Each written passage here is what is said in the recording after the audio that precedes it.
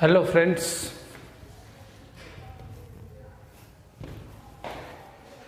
छेल्ले आपणे पेलू टेबल चालू हतुं, एक टेबल जोयुं हतुं, बीजू टेबल जोईए पेज नंबर 111 वाळुं। एवा सादा अणुओ पकड़ीशुं के जेमां लोन पेर आवेली होय, केंद्रस्थ परमाणु पासे अबंधकारक जोड़ी आवेली होय एवा उदाहरणों जोवाना छे। ए बाकी हता, बराबर। तो एना माटे अणुनो प्रकार, एना माटे आटला खाना पाडीशुं। अणुनो प्रकार, पछी बंधकारक इलेक्ट्रॉननी संख्या, अबंधकारक इलेक्ट्रॉननी संख्या, पछी इलेक्ट्रॉननी गोठवणी,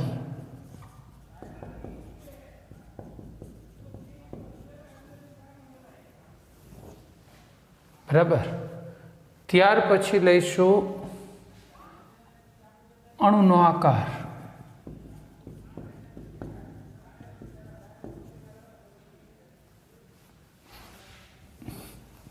અને છેલ્લે ઉદાહરણ, બરાબર। આટલા ખાના છે।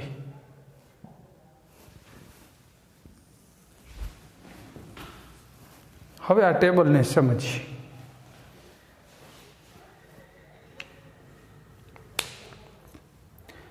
પહેલું, આમાં અણુઓ કેવા લેવાના છે? લોન પેરવાળા લઈશું ને, એટલે A B2E, A B2E। तो गोठवणी केवी? बंधकारक इलेक्ट्रॉन केटला? अरे बंधकारक इलेक्ट्रॉन नी पेर केटली थई जवानी छे? 2। बंधकारक इलेक्ट्रॉन नी जोड़ी नी संख्या, इलेक्ट्रॉन नी जोड़ी कहेवानी, पेर 2 पेर होय अने एक आ लोन पेर, ई एटले लोन पेर 1 अथवा अबंधकारक, अने बी एटले बॉन्डिंग पेर एटले आ, अने ए एटले सेंट्रल एटम, केंद्रस्थ परमाणु। आनी ज्यारे गोठवणी थवा जशे तो एवुं थशे, जो आ लोन पेर अहींया गोठवाई जशे अने आ 2 बॉन्डिंग पेर गोठवाशे। रेडी? आ रीते गोठवाई जाए तो अणुनो आकार केवो कहेवाय? समतलीय त्रिकोण। आवो बनवो जोईए ने, समतलीय त्रिकोण। जो आने जोड़ी दो, त्रिकोण थई जाए, बराबर। उदाहरण पकड़ीए आमां SO2, पछी ओजोन, एना उदाहरणो छे। पण प्रश्न ए थशे, आने आकार छे ने वळेलो कहीशुं, बेंट, वळेलो आकार। शुं काम वળી जशे ई कहूं? आ S छे ने ई अहींया लोन पेर छे, हवे आवो सुपर पेर, आ पण सुपर पेर छे। अहींया अपाकर्षण केवुं लागवानुं? जाजू लागशे ने। आ खूणो आपणे धारेलो केटलानो हतो? आ खूणाओ दरेक आपणे केटला धार्या हता? 120 डिग्री। पण वास्तवमां 120 थशे ज नहीं। आ अबंधकारकनुं अपाकर्षण वधारे आवशे એટલે આ ખૂણો ઘટી જાય છે, 119.5 ડિગ્રી થઈ જાય। થોડો ઘટી ગયો એટલે જે ત્રિકોણાકાર આકાર હતો એ હવે આકાર કેવો થઈ ગયો? બેન્ટ। અને આમાં ત્રિકોણાકાર કહી શકો। આમાં લોન પેર સિવાયનો આકાર કહેવાનો છે। અણુનો આકાર જ્યારે લખતા હોય, ઇલેક્ટ્રોનની ગોઠવણીનો આકાર લખતા હોય, આ ગોઠવણીનો શેપ છે, સમતલીય ત્રિકોણ। એટલે ત્રિકોણાકારે ઇલેક્ટ્રોન ગોઠવાશે, પણ અણુનો આકાર તો વળેલો જ રહેશે। અબંધકારકને આકારમાં નહીં ગણવાનું। તો આકાર કેવો થઈ ગયો? બેન્ટ થઈ ગયો, વળેલો। આ એનો આકાર। આ ઉદાહરણ સમજવાનું, લખવાનું, વિચારવાનું એ રીતે છે।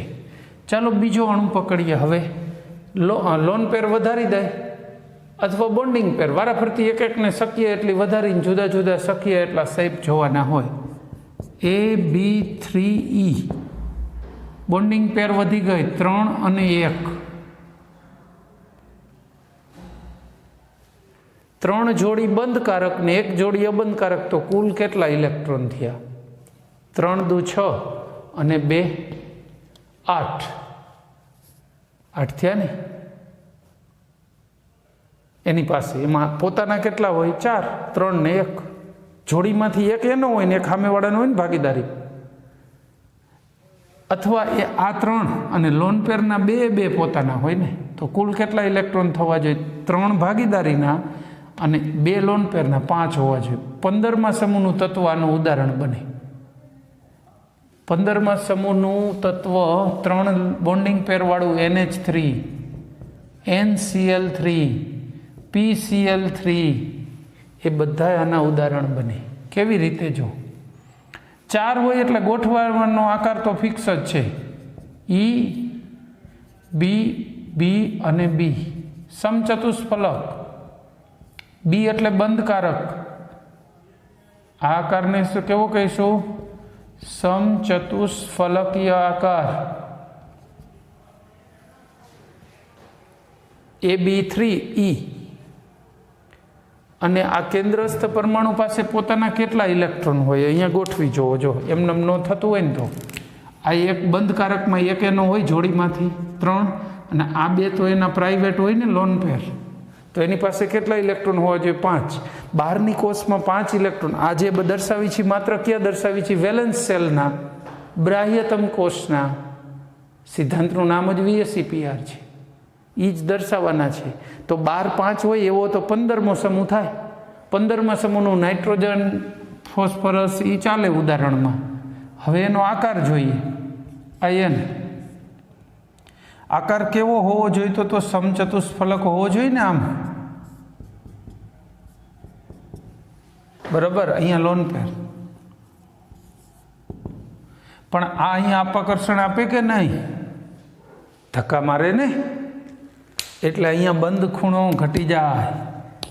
જો સમચતુષ્ફલક હોય તો અહીંયા બંધ ખૂણા બધાય કેટલા મળવા જોઈએ? આ બંધ ખૂણો કેટલો મળે? 109 અંશ અને 28 મિનિટ મળે, અથવા 109.5 અંશ લખો તો ચાલે પછી. પણ અહીંયા બંધ ખૂણો ઘટી જશે. કોણ ઘટાડશે? આ બંધ ખૂણો ઘટાડવાનું કામ કોણ કરી રહ્યું છે?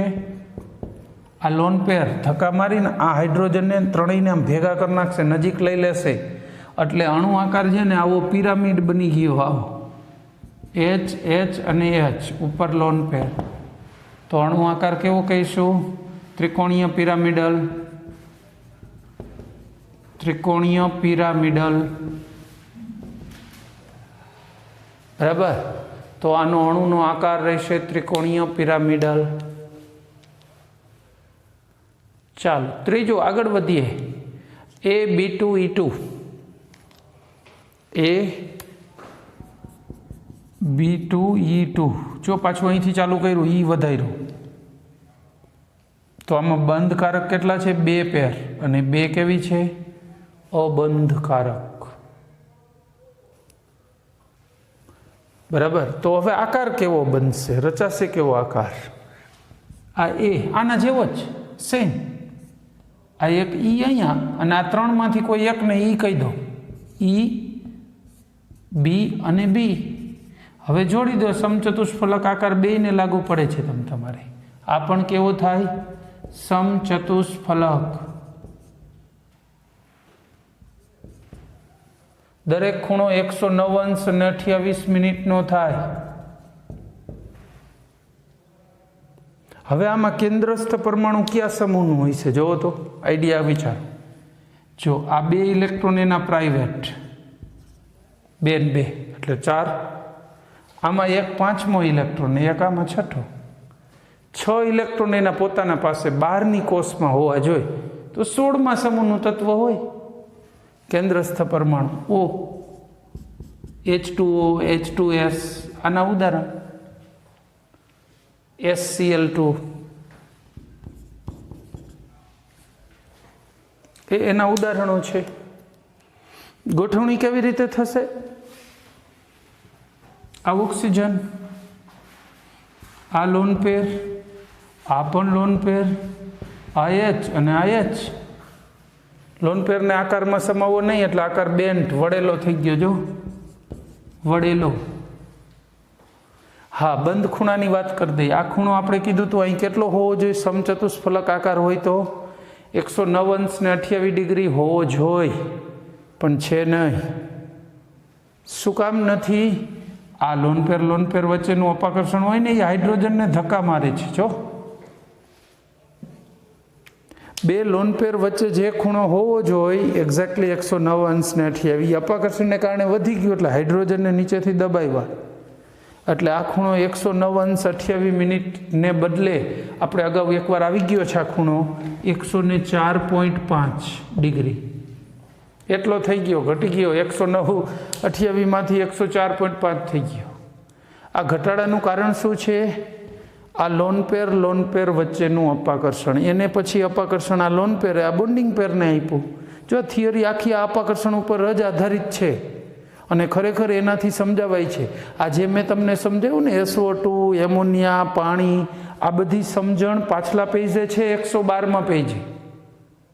એટલે આ જ્યારે ભણાવું ત્યારે હું સમજાવું છું, એટલે એ તમારું આના ભેગું સમજાવાઈ જ જશે. આ પતશે એટલે આપણું એ પણ પતી ગયું હશે, બરાબર? એમાં કંઈ બાકી નહીં હોય. આની સાથે એની પણ વાત પૂરી થઈ જ જશે, બરાબર છે? નેક્સ્ટ અણુ Ab2E2 પછી કયો લઈશું?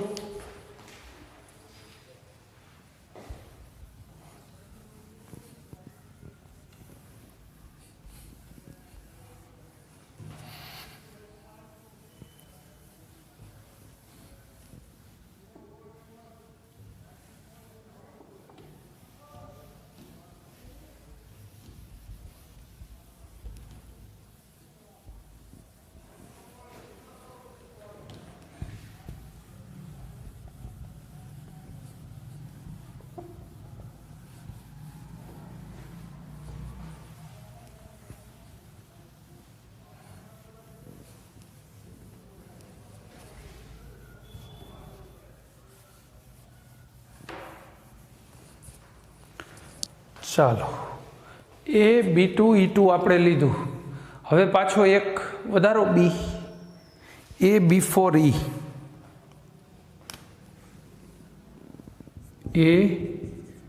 Ab4E આ નથી આવ્યું આપણામાં. બંધકારક ઇલેક્ટ્રોન કેટલા હોય? 4 જોડી. એક જોડી અબંધકારક. ગોઠવણી કેટલાની કરવાની થઈ? 4 ને 1 5ની. 5ની ગોઠવણી આપણે આગળ ભણી ગયા, આગલા ટેબલમાં જે ભણ્યા હોય ને એ પાછી કામ આવે. અહીંયા આ A B B B equatorial position ઉપર. આ ખૂણાઓ 120ના. એક બી ઉપર અથવા ઈ લોન પેર મૂકી દો અને એક બી અહીંયા. તો અણુ આકાર કેવો થશે? ત્રિકોણીય દ્વિપિરામિડલ.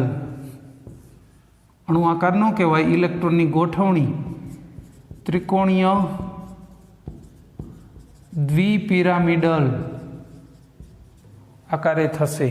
આ ત્રિકોણીય દ્વિપિરામિડલ ગોઠવણી થઈ ગઈ. જો ખૂણા નીચેના 3 ઇક્વિટોરિયલ બીની વચ્ચે 120નો, એક્સિયલ અને ઇક્વિટોરિયલ વચ્ચે 90નો. જો આવું કહેતા ફાવે, એક્સિયલ ઇક્વિટોરિયલ નામકરણ કરી નાખ્યું તો આ કહેતા ફાવે. હવે આના ઉદાહરણ પકડીએ. આમાં એની પાસે કેટલા ઇલેક્ટ્રોન ગણાય? કેન્દ્રસ્થ પરમાણુ પાસે જો એક અહીંયા એનો હોય, એક અહીંયા, એક અહીંયા ને એક અહીંયા, 4, અને આ 2 પર્સનલ 6 થાય. 6 ઇલેક્ટ્રોન વાળું ગોતવાનું છે. એક જ લોન પેર હોવી જોઈએ. ઓક્સિજન પાસે તો 2 જ લોન પેર હોય હંમેશા. એક લોન પેર વાળું 16મા સમૂહનું સલ્ફર હોઈ શકે, SF4, બરાબર? આને ગોઠવીએ. જો S F F F અહીંયા લોન પેર ગોઠવી દઈશું ને, આ લોન પેર અને F થઈ જાય SF4. એમાં તમે લોન પેર કઈ પોઝિશન ઉપર ગોઠવી? ખાસ જો એક્સિયલ પોઝિશન ઉપર ગોઠવી. આપણે લોન પેરને ક્યાં ગોઠવી? પહેલાં एक्सियल पोजिशन पर। बीजो चांस कयो छे इक्विटोरियल पर ए गोठवी शकाय ने, तो अथवा कयो आकार होई शके? एस एफ नहीं, लोन पेर एफ एफ, आ एक एफ ऊपर एक्सियल ने आ नीचे चाले। जो आ त्रिकोण, तो अहींया मैं लोन पेर ने कई पोजिशन पर गोठवी? इक्विटोरियल। आ एक्सियल ए अने आ इक्विटोरियल ई, बे में कયું વધુ સ્થાયી હોય એવું લાગે છે? જો તો હવે જો આ નિયમનો ફાયદો, જો આ સ્થિર હોત તો અણુ આકાર બને ત્રિકોણીય પિરામિડલ, આ સ્થિર હોય તો અણુ આકાર બને છે સીસો। સીસો એટલે ગુજરાતીમાં ચીચવો, એવું નામ આપી દીધું અણુનું, ઇંગ્લિશમાં એને સીસો કહેવાય। બે આકારો અલગ છે। હવે એ કયો આકાર ફાઇનલી આપણે VSEPR થી કહી શકાય? VSEPR સિદ્ધાંત અહીંયા જ્યાં આવી ગરબડી હોય આકાર માટે સ્પષ્ટતા કરવામાં, ત્યાં તો સૌથી બેસ્ટ। કેવી રીતે બેસ્ટ સાબિત થાય છે એ જોઈએ। જો આમ ગોઠવાશે તો બંધ ખૂણાનો વિચાર કરવો જોઈએ। આના ત્રણે વચ્ચે, 3F વચ્ચે કેટલા ખૂણા હતા? 120 ડિગ્રીના હતા। આ S F F અને F 120। હવે ઉપર एक्सियल ગોઠવાય તો આ ત્રણે F હારે કેટલો ખૂણો ગોઠવે? જો 90 ગોઠવે, ત્રણેયને અપાકર્ષણ આપે। કોણ? આ લોન પેર। પણ જો લોન પેર આમ સાઈડમાં પડી હોય તો આ S, એક લોન પેર F અને F, આ બે હારે તો એનો ખૂણો ઓલરેડી 120નો, ખાલી ઉપર અને નીચેના બે હારે જ 90નો ખૂણો ગોઠવાય। એટલે જો આમાં ગોઠવાય તો 90નો ખૂણો કોની વચ્ચે ગોઠવાશે? આ લોન પેરના ખૂણા જ ખાલી કહું છું, આ 90 અને આ 90। જ્યારે આમાં લોન પેર ગોઠવાય ને તો તમે આવી રીતે ખૂણા જો, આ 90નો થાય, આ 90નો અને આ પણ 90નો, 3 90ના બની જાય લોન પેર સાથે। એટલે આ સ્થાયી રચના નથી, આ વધુ સ્થાયી છે, વધુ સ્થાયી VSEPR મુજબ હો। એટલે આનો આકાર કેવો કહીશું? ચીચવો અથવા સીસો।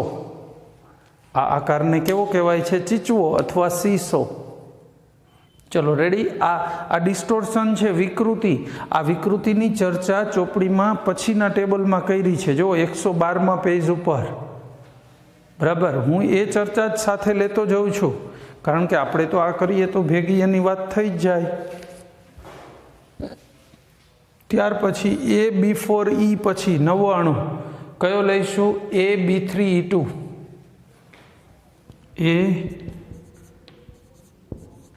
AB3E2, 3 બંધકારક ને 2 લોન પેર, 3 બંધકારક અને 2 લોન પેર, એટલે મૂળ તો 5 જ ગોઠવવાના ને, આવો જ આકાર થાય। આ A, B, કોઈ પણ 3 ને B કહી દો, એક ઉપર E અને એક નીચે E। બંધ ખૂણા 3 વચ્ચે 120, ઉપરનાના ત્રણેય સાથે 90 અને નીચેનાના 90। એ 2 લોન પેર છે। અણુ આકાર સુસ્પષ્ટ કરવો હોય તો તમે આવી રીતે દોરી શકો છો। અણુ આકાર ઉપર બેનો જ બને, ત્રિકોણીય અણુ આકાર ન કહેવાય, ઇલેક્ટ્રોનની ગોઠવણી, ત્રિકોણીય દ્વિપિરામિડલ, બરાબર। કેન્દ્રસ્થ પરમાણુ પાસે કેટલા ઇલેક્ટ્રોન હશે? જોવો જોઈએ, 1 2 3 4 5 6 ને 7, એટલા એના પોતાના હશે। 17માં સમૂહનું સભ્ય ચાલે અહીંયા।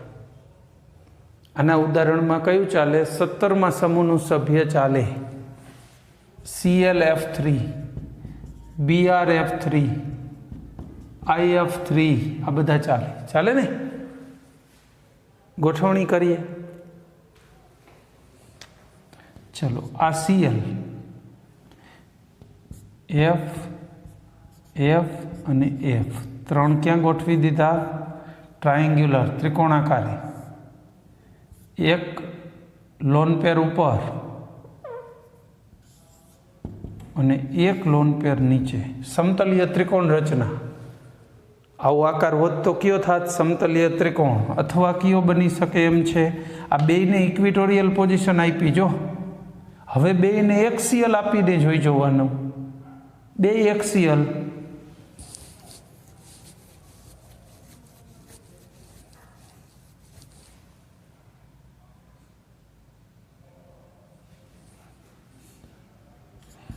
Cl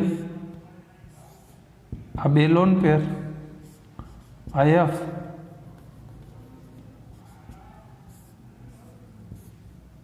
એક F ઉપર એક નીચે.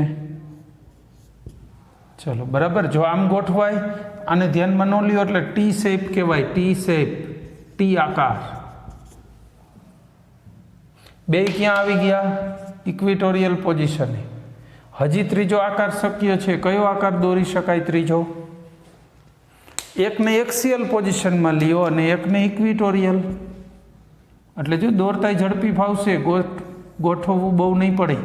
આ એક્સિયલ પોઝિશન, આ ઇક્વિટોરિયલ, IF F, એટલે આ ત્રણ ઇક્વિટોરિયલ થઈ ગયા અને એક F અહીંયા. બરાબર. વિકૃત ટી થઈ જાત. પણ ખેર આ ત્રણમાંથી કયો આકાર શક્ય છે હવે એ કયો જોઈએ. VSE PR સિદ્ધાંત અહીંયા જ કામ લાગે છે.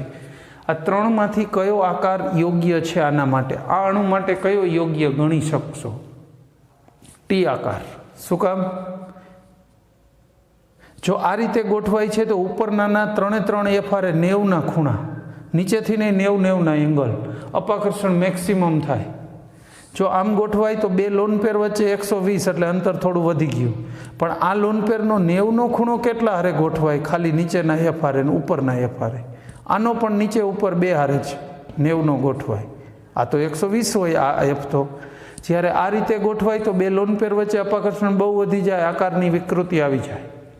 બે બાજુમાં થઈ ગઈ, 90 ડિગ્રી આવી ગઈ. બે લોન પેર 120 ગોઠવાતી હોય તો 90ની ટ્રાય કરે જ નહીં. 180 ગોઠવાતી હોય તો 120ની નહીં.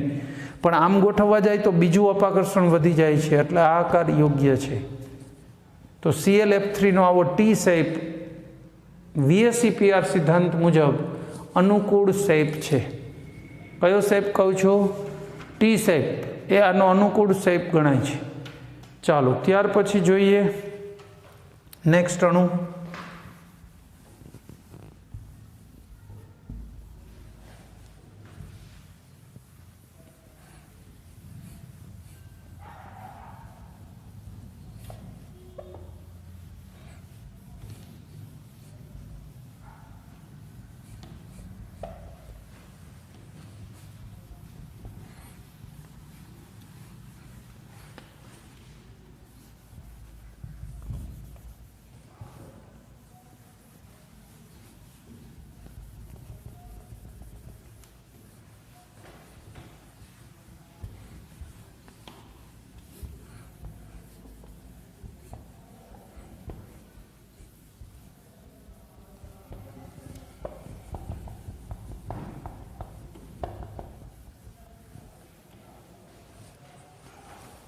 ચલો ઓકે નેક્સ્ટ.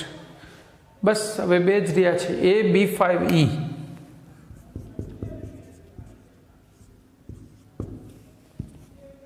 પાંચ બંધકારકની એક લોન પેર.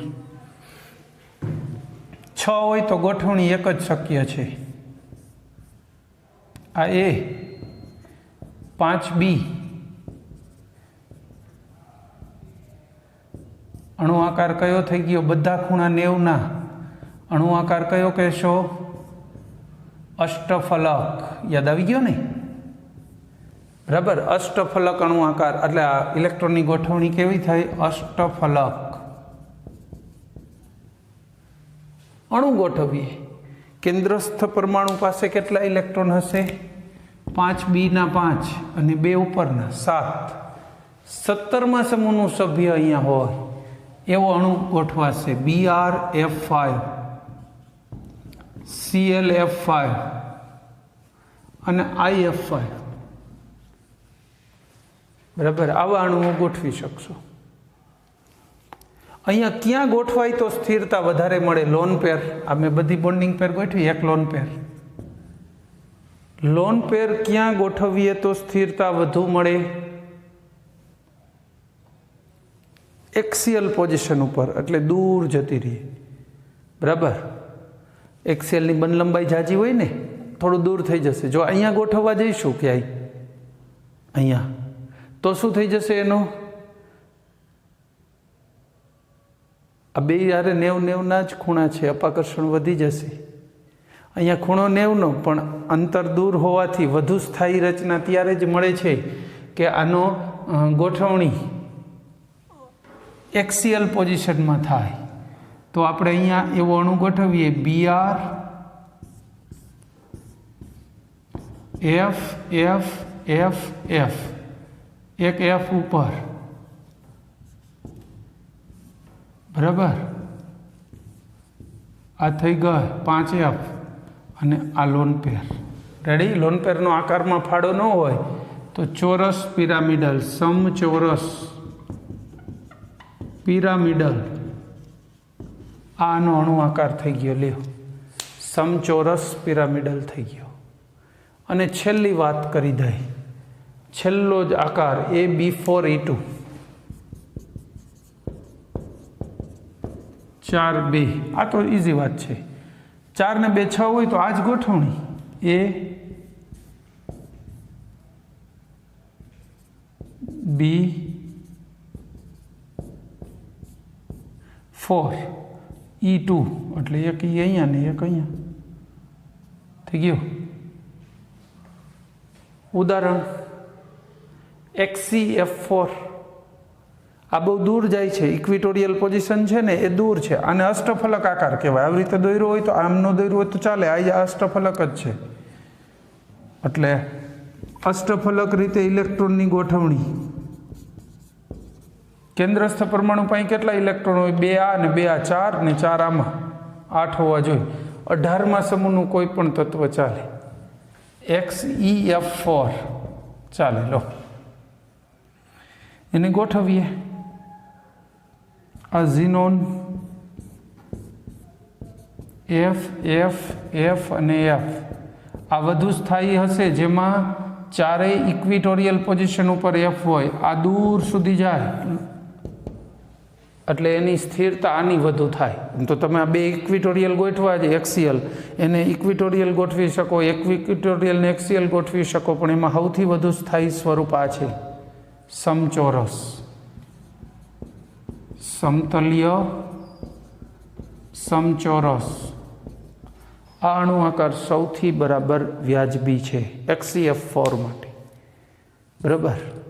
તો આટલા અણુઓના આકાર સ્ટડી કર્યા, જેમાં વિકૃતિની ચર્ચા હતી પાછળના ટેબલમાં, એ પણ બધી જ આપણે કરી નાખી ચર્ચા. બરાબર? વિકૃતિવાળી ચર્ચા જે પાછળ ટેબલમાં આપી છે ને એ. તો આ સાથે આપણી VSEPR થિયરી સંપૂર્ણ પૂરી. લેક્ચર એ પૂરો કરશું. આવતી વખતે VB થિયરી ભણવાના છીએ. અહીંયા આ થિયરી અને VSEPR થિયરી અને લેક્ચર બંને પૂરું. Thank you. જય હિન્દ. આ બધા અણુ તમને તરત આવડી જશે.